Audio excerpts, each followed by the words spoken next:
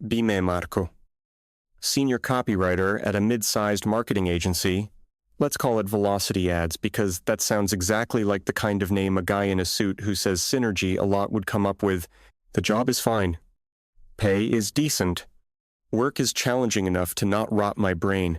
We create campaigns for everything from soft drinks to software companies. Our office used to be a great place to work, not because of the beanbag chairs or the ping pong table that nobody used.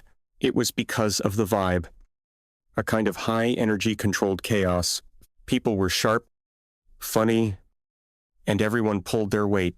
The lifeblood of this entire operation wasn't creative genius or big budgets. It was the coffee. We had this beautiful chrome metallic espresso machine in the kitchen, a real beast. It was the heart of the office. The central hub, the watering hole. Mornings weren't official until the sound of the grinder cut through the silence. That smell of freshly ground beans was the real start of the workday. You could chart the entire company's productivity by the hiss of the steam wand. The designers in the creative department literally couldn't function without it. Their corner of the office was a graveyard until about 9:15 a.m., when they'd shuffle over looking pale and return to their desks with giant mugs of black coffee. Suddenly able to create award-winning logos. The sales team ran on pure espresso shots. They'd line them up on the counter before big calls. Project managers used it to survive endless client meetings. I used it to actually write coherent sentences that people would pay money for. It was a simple, perfect system. It worked. We were profitable. We won awards. Clients were happy. Then she arrived. We got an all-staff email from the CEO a couple months back. Something about reinvesting in our company culture and welcoming a new visionary leader to the team. It announced our new head of people and culture. Not HR. That term was apparently outdated. It was people and culture now. Her name was Raina. She showed up the next week. First impression was corporate. She had that relentlessly positive, yet completely unreadable smile. She dressed in that expensive minimalist style that's supposed to look effortless, but costs a fortune. Her first move was to schedule one-on-one listening sessions with everyone. My session was weird. She asked me a lot of vague questions about my workplace journey and whether I felt holistically supported. I told her I felt fine and that the coffee machine was great. She just nodded slowly and wrote something down in a leather-bound notebook. Interesting, was all she said. After the listening sessions, the small changes started. One morning, we came in and all of our comfortable, ergonomic office chairs were gone. In their place were massive gray yoga balls. An email from Raina landed in our inboxes a minute later. Subject: energize your core. An upgrade to our seating philosophy. The email explained that sitting in chairs was stagnant and that these active seats would improve our posture, core strength, and creative flow. The office spent the entire day trying to type while wobbling. Our lead designer, a guy in his late 40s, almost rolled right into the glass wall of a conference room.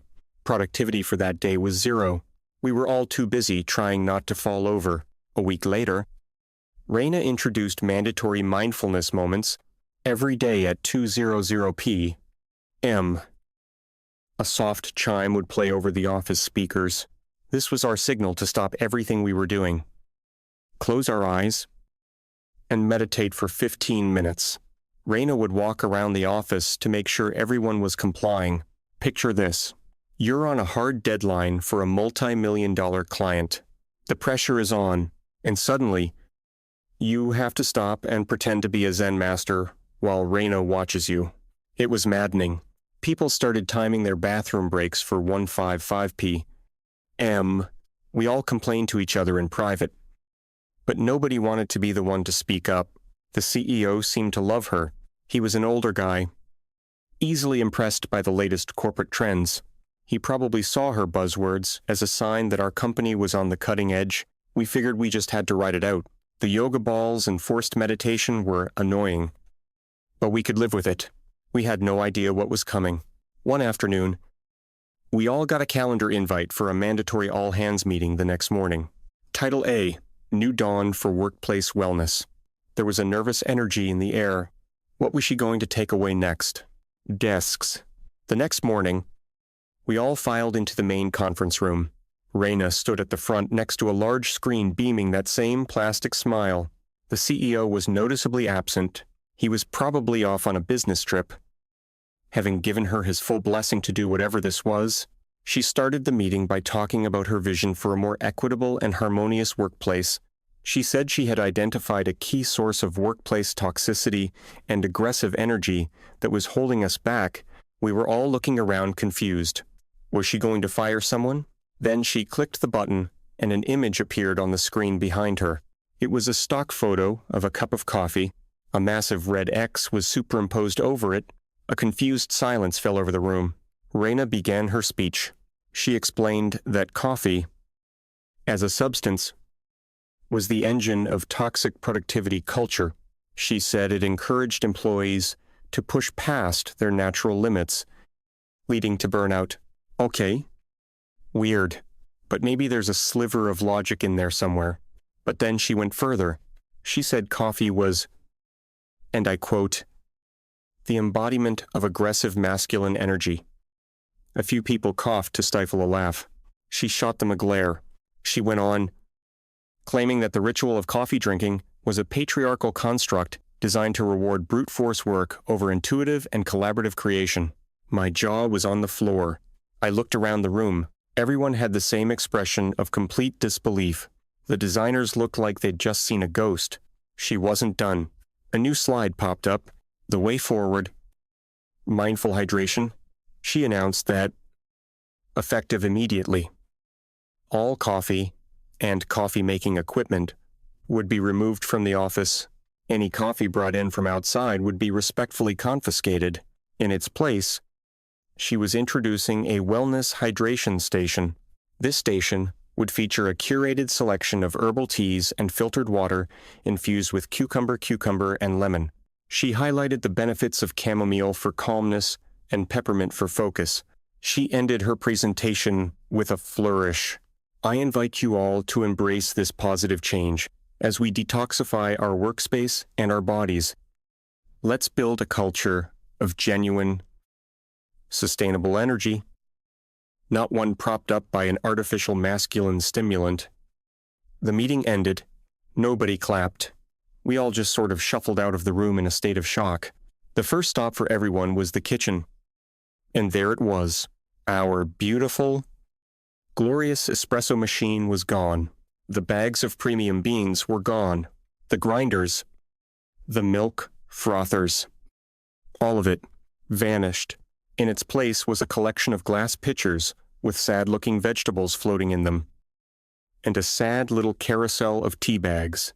The flavors were things like lavender serenity and sleepy time bliss.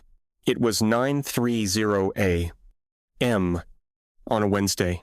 Nobody wanted sleepy time bliss. The mood in the office that day was apocalyptic. It was dead silent. No banter.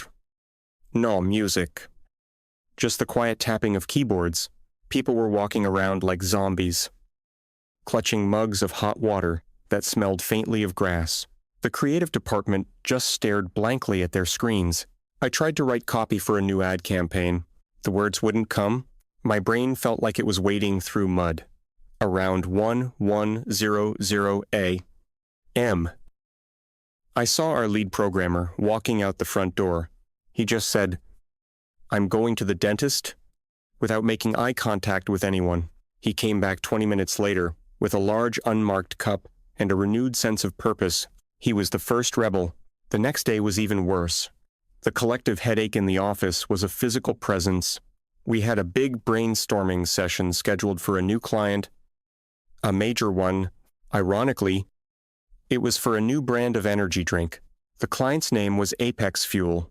Normally, these sessions were loud, exciting, and full of great ideas. We'd fill up whiteboards with slogans, concepts, and campaign strategies. This time, we all just sat around a table in silence. Sipping on peppermint tea, the project manager tried to get things started. Okay, team, Apex Fuel. Let's hit the ground running. What have we got? Absolute silence. After a solid minute, one of the junior designers meekly spoke up. His idea for a slogan was Apex Fuel. It's a drink. That was the high point of the meeting. It went downhill from there. We wasted an hour and came up with nothing. Literally nothing of value. The whole company was grinding to a halt. Deadlines started to slip. Small mistakes were being made on big accounts. The energy that defined our agency was just gone. Heina, however, was ecstatic. She'd send out emails praising the newfound calm in the office. She claimed that the ambient stress levels have plummeted and that we were all benefiting from a more mindful and intentional workflow. She was living in a different reality. The breaking point for me, personally, came about a week into this caffeine-free nightmare. I was heading to the kitchen to get another depressing cup of hot water. As I walked past Raina's office, which had a large glass wall, I noticed her door was slightly ajar. She was on the phone laughing about something and she was drinking something. It wasn't cucumber water. It wasn't lavender tea. It was a vibrant, milky green beverage in a fancy glass from a trendy cafe down the street. I knew that cafe, they were famous for their high-end, extremely expensive matcha lattes. Matcha, for those who don't know, is packed with caffeine, often more than a shot of espresso. I slowed down, pretending to look at my phone, trying to hear what she was saying. I caught a snippet of her conversation. No. It's completely different. She was saying into her phone, matcha has a supportive, creative, feminine energy. It's not aggressive like coffee. It's about centered focus, not brute force. I froze. The hypocrisy was breathtaking. She had banned the one thing that kept the entire company functional, calling it a toxic male drink. And here she was, in her glass office, secretly sipping on an overpriced, ultra-caffeinated alternative while preaching about detoxification. She wasn't a wellness guru. She was a hypocrite and a tyrant. I walked back to my desk, my blood boiling. I immediately messaged two of my most trusted colleagues in the creative department, a designer named Dave and a strategist named Chloe. I told them what I saw and what I heard. Their reactions were instant. Fure, this wasn't about wellness anymore. This was about control. We knew then and there that something had to be done, but we didn't know what. We couldn't go to the CEO. He was completely under her spell. Complaining directly to Raina would just get us labeled as resistant to change or not team players. We felt trapped. The atmosphere in the office continued to deteriorate. A quiet rebellion started. People began smuggling in coffee like it was contraband. Thermoses hidden in backpacks. Instant coffee packets passed under desks like secret notes.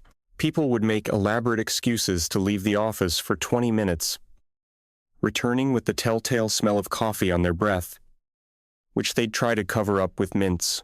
It felt absurd. We were highly paid professionals, and we were being forced to act like high school kids hiding from a teacher. Raina seemed to notice the slight uptick in alertness. She started doing random walkabouts, peering over people's shoulders, sniffing the air suspiciously.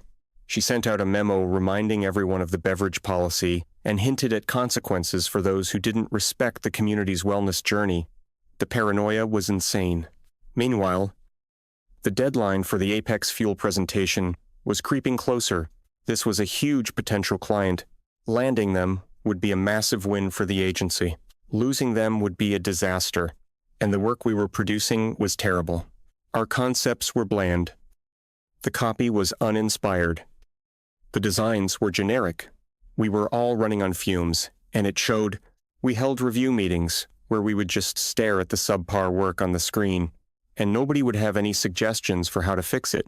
The creative well was completely dry. We all knew why. We were being starved of the fuel that our brains ran on, but we couldn't say it. We had a check-in meeting with Raina about the project's progress. We showed her the weak concepts we had.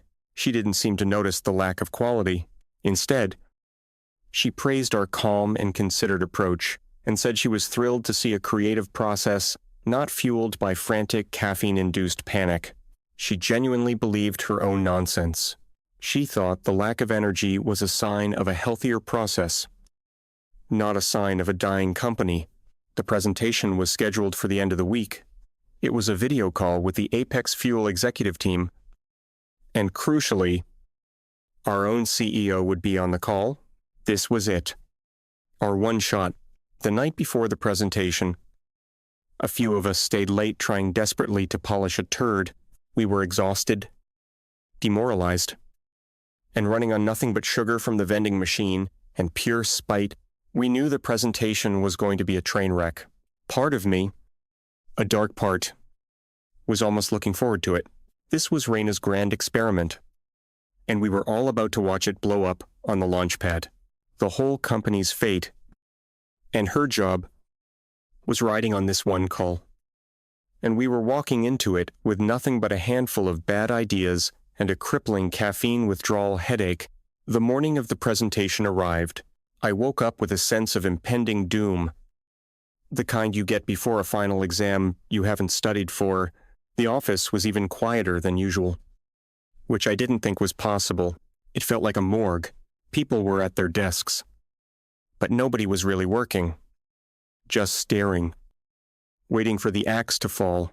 A couple of the junior staff were nervously sipping on the lavender serenity tea, probably hoping it would do something.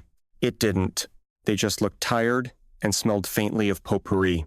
Our team, the one responsible for the presentation, gathered in the main conference room about 15 minutes before the call. Nobody spoke. We just looked at each other with the hollow eyes of defeated soldiers.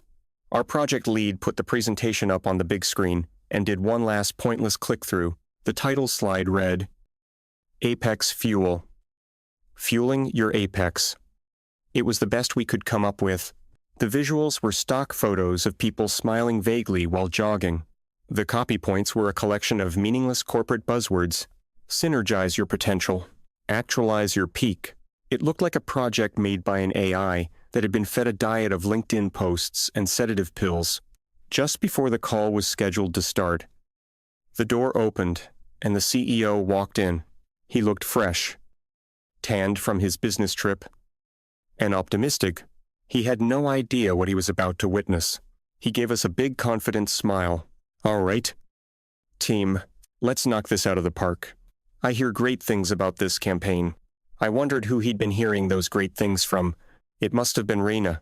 He sat down at the head of the table as the video call connected. On the screen, 3 faces appeared. They were the executive team from Apex Fuel. They all looked sharp, serious, and like they didn't have time for nonsense. Our project lead cleared his throat and began. His voice was flat, devoid of any energy or passion. He sounded like he was reading a grocery list. He clicked through the first few slides, talking about brand identity and market penetration. I watched the faces of the clients on the screen. They were completely blank, stone-faced, not a flicker of interest.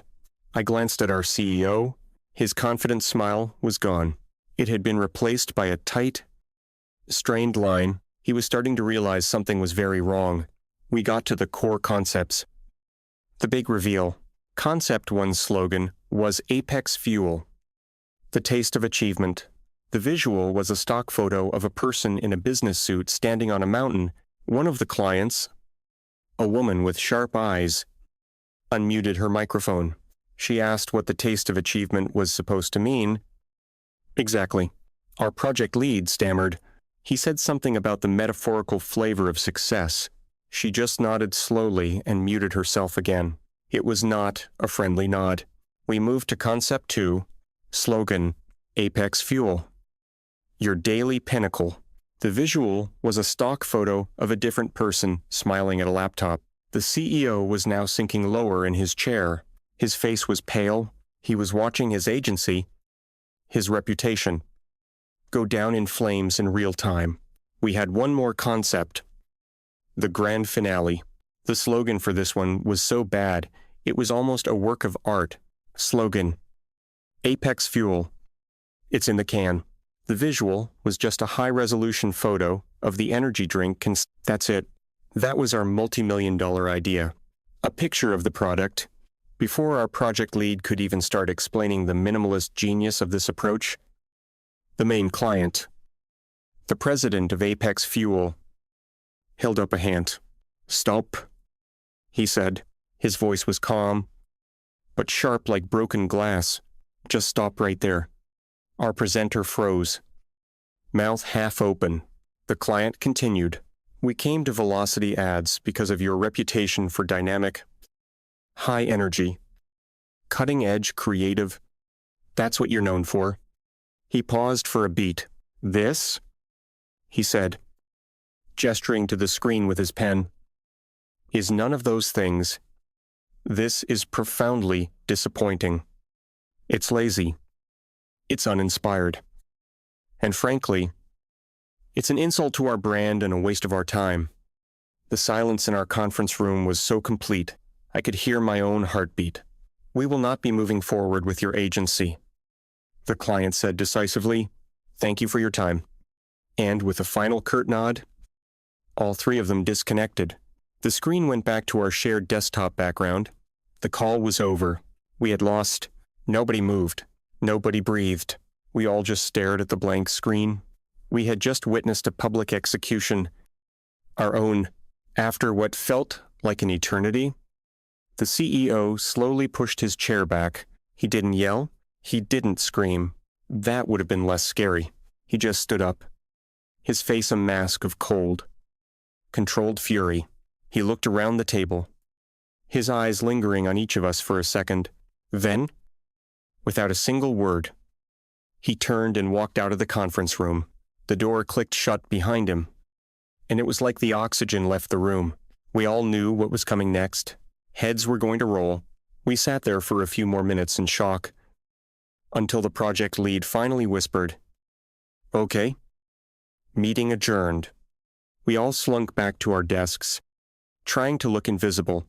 The rest of the office knew something had gone horribly wrong. The vibe was thick with fear. I saw the CEO walk out of his office. He didn't go towards the conference rooms. He didn't go to his car. He started walking towards the creative department. My department. He walked with a slow, deliberate pace. He looked like a general surveying a battlefield after a terrible loss. He didn't go to the project lead. He didn't go to the managers. He walked straight to the desk of our most talented and most coffee-addicted senior designer. The designer looked up, terrified. The CEO put his hands on the desk and leaned in, speaking in a low, even voice. He asked him a simple question: "What happened to your work?" The designer swallowed hard. He looked at the floor, then back at the CEO. He gave a one-word answer: "Coffee." The CEO just stared at him for a long moment, then nodded once. He moved on. He went to another key player, one of our best brand strategists. He asked her the same question. Why was that presentation so weak? She looked exhausted. She told him we were all running on empty, that there was no energy, no spark, that the ideas just weren't there anymore. She said it all started when they took the coffee machine away. He was connecting the dots. Finally, he came to my desk. He looked me dead in the eye. "Marco, you've been here a long time. You don't sugarcoat things. Tell me, what the hell is going on?" So, I told him everything. The announcement, the masculine energy speech, the removal of the machine, the yoga balls, the forced meditation, the zombie-like state of the office, the plummeting morale and productivity, the secret coffee runs, and then I told him about Reina. I told him about her in her glass office, drinking her ultra-caffeinated $5 matcha latte while the rest of us were trying to function on chamomile. I told him I heard her call it a drink with feminine energy. As I spoke, I saw a flicker of something in his eyes. It was the dawning, horrifying realization that he had allowed a charlatan to torpedo his own company based on utter nonsense. He had trusted her. He had given her the keys to the kingdom, and she had driven it off a cliff. He didn't interrupt me. He listened to the entire story. When I finished, he stood up straight. His face was grim. He looked like a man who had made a terrible mistake and was now about to correct it violently. He just said, "Thank you, Marco," and turned. He walked with a new sense of purpose. He strode directly towards Reina's office. He didn't knock. He just opened the door and walked in. He closed the door behind him. But because her office was all glass, the entire company had a front row seat for what was about to happen. We couldn't hear, but we could see. Reina looked up, surprised. That big fake smile on her face, the smile vanished as soon as she saw the look on the CEO's face. He started talking. He wasn't yelling. He was just speaking, but his posture was rigid, angry. He was pointing towards our department, then towards the conference room.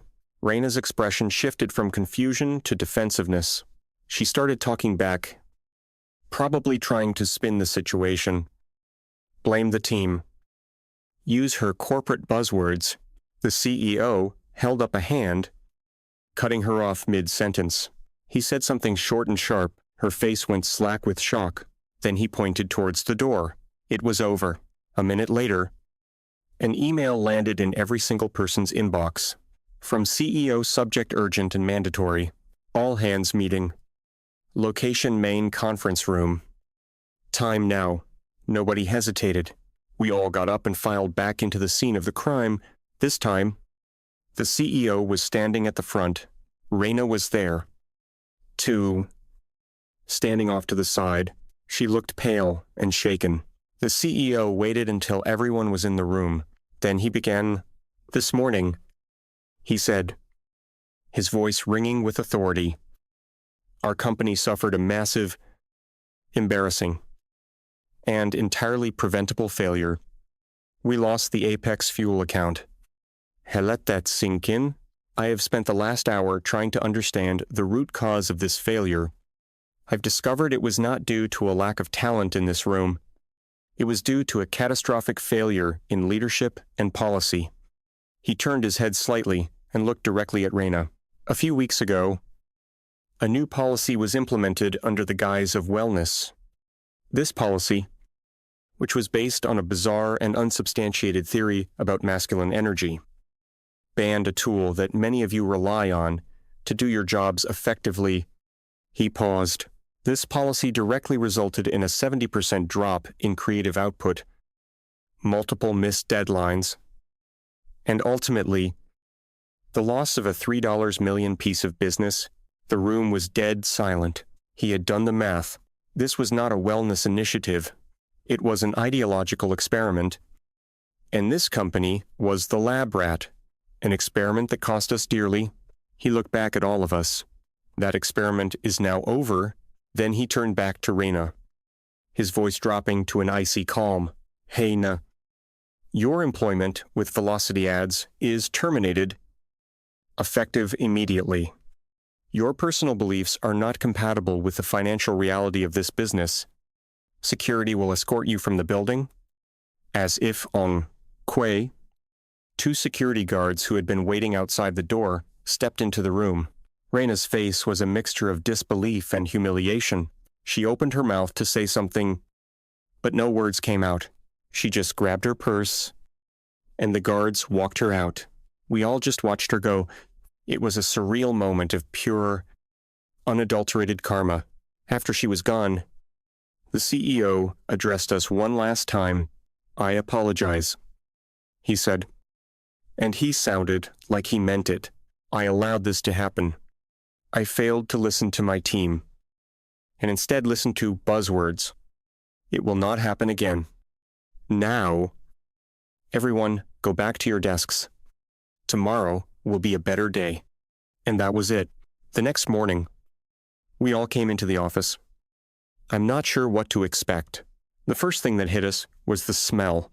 That beautiful, rich, life-affirming smell of freshly brewed coffee. We all walked towards the kitchen. And there it was, where the sad hydration station had been. There now stood a brand new, top-of-the-line, commercial-grade Italian espresso machine. It was even bigger and shinier than our old one. Next to it were giant, industrial-sized bags of premium coffee beans, milk, sugar, everything, and standing beside the new machine, wearing an apron, was the CEO. He was dialing in the grinder, tamping espresso, pulling the first shot himself. He didn't say a word. He just pulled a perfect shot of espresso, poured it into a small cup, and handed it to our lead designer. The designer took it like it was a holy relic. A few people started clapping. Then, a few more. Within seconds, the entire office was erupting in applause. It wasn't just clapping. It was cheering. It felt like a liberation. The CEO just smiled. A real smile this time, and kept making coffee for everyone. The energy in the office that day was electric. The buzz was back, louder than ever. The ideas started flowing. People were laughing again. And the work we produced in that one day was better than anything we'd done in the past month. We never heard from Reina again. We learned a valuable lesson. It was never really about the coffee. It was about the difference between a leader who trusts their people and a manager who tries to control them with ideology. It was about the victory of common sense over corporate nonsense. And that lesson, as it turned out, smelled a lot like a double espresso.